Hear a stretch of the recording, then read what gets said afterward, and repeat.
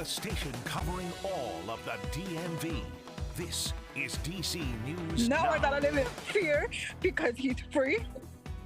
The injustice is not fair. Tonight on DC News Now at 10, a teenager set free after being accused of murder. The victim's mother demanding to know why he's out, and we are live in Manassas talking with her as she fears for her family. Plus, it's cherry blossom season in the district, and we're live at the Tidal Basin tonight with what you need to know ahead of the major expected weekend rush. Good evening, and thanks for joining us for DC News Now at 10 on DCW50. I'm Mark Hall, filling in for Chris Flanagan. And I'm Tasmeen Muffus. Our top story tonight is your forecast heading into tomorrow. Chief Meteorologist Janessa Webb is standing by, tracking some possible rain. Hey there, Janessa. Hi, yeah, the rain has been fairly steady at this moment. We're continuing to watch it. We've been dealing with it for the last 5 to 6 hours. Today is dramatically different compared to yesterday afternoon, sitting in a good amount of sunshine and temperatures in the 80s. We have fallen fairly quickly, had the cold front sweep through, and now the moisture behind it, it continues to really flow in. Right now, what we are dealing with, a live look across the DC metro area. This is the moderate rain that is currently coming down. You see kind of the darker green and yellow, and you can see it's very heavy at times across Beverly Hills, Addison Heights as well, Gateway. This is kind of the southern half of the district across 395, even into the Cameron area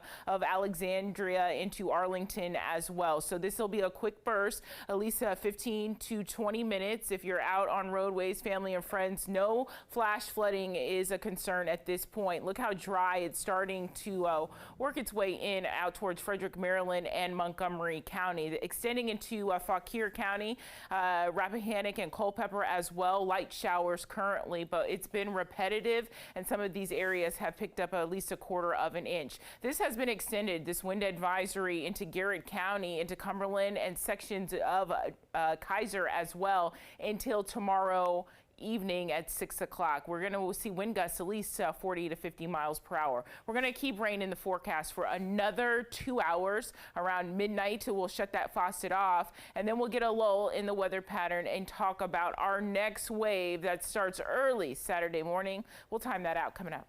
Janessa, thank you. And new details out of Virginia, where one of 2 suspects in the murder of a Prince William County man was released from jail today. This all according to the victim's mother. Our Daniel Hamburg talked with her this afternoon. He joins us live from Prince William County Circuit Court. And Daniel, she said she's afraid. Tasmeen, she knew that this could happen, but she says she was blindsided by the fact that the emergency hearing that let him out was today. She says it's an injustice. Prince William County, they failed me. They're supposed to be on my side, on my son's side. This is injustice.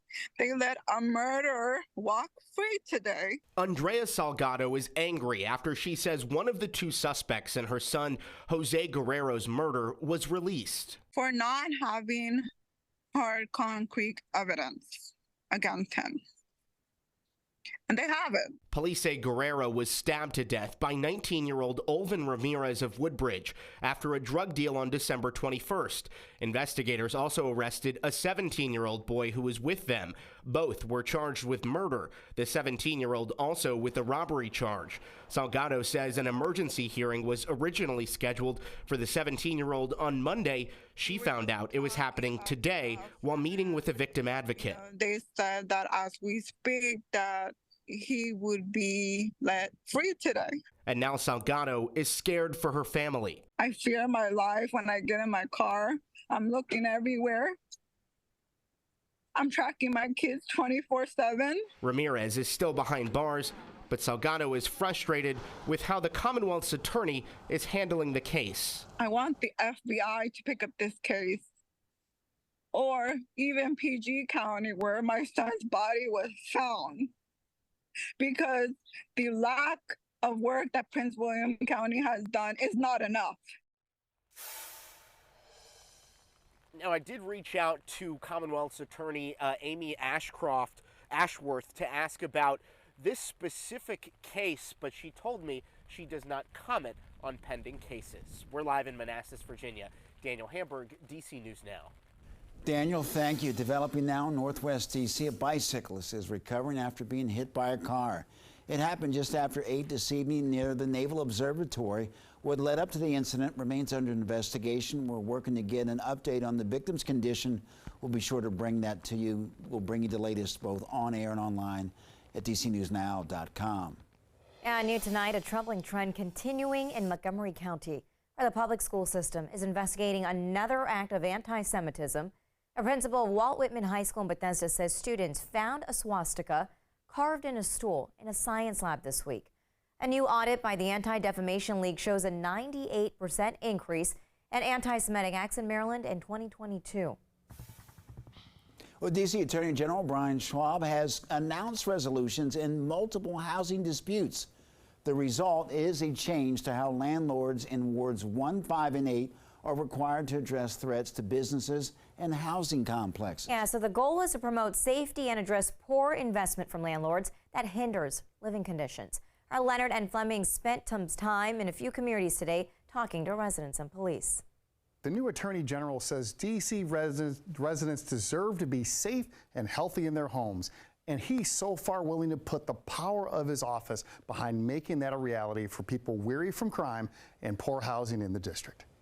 They try to keep the crime down, like, 'cause, you know, it's a high crime area, you know, so it's a lot to deal with. D.C. resident Robin Chase is speaking of Alabama Plaza in Southeast D.C. that one police officer with a serious face called a war zone in broad daylight.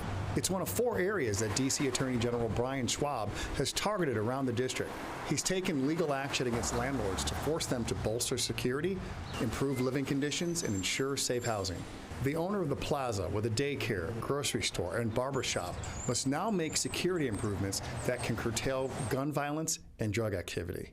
If we have people that can actually talk and come forward and start making a change, you know, and some of the stuff might not happen. Action was also taken against the former owners of Buena Vista Apartments in the Northwest to fund critical repairs and address lead problems.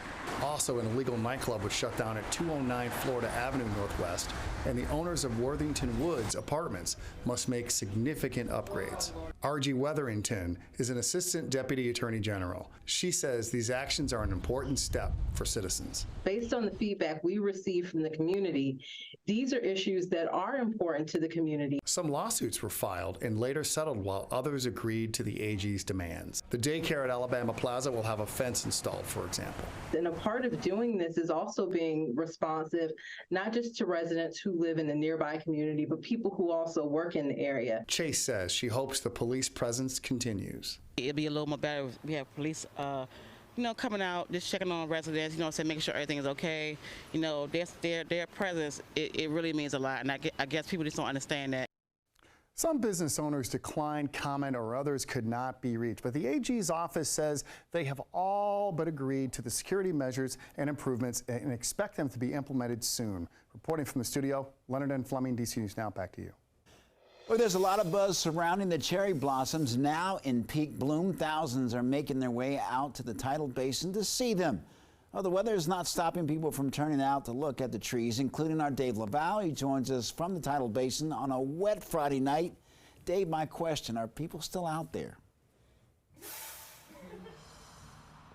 Yeah, Mark, there are some people still out here, including yours truly, and as you can tell, it is wet. It is also cold out here, but that's not enough to prevent people from taking in this annual DC spectacle.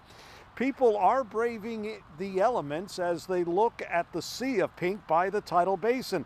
Right now is actually a pretty good time to see all of them.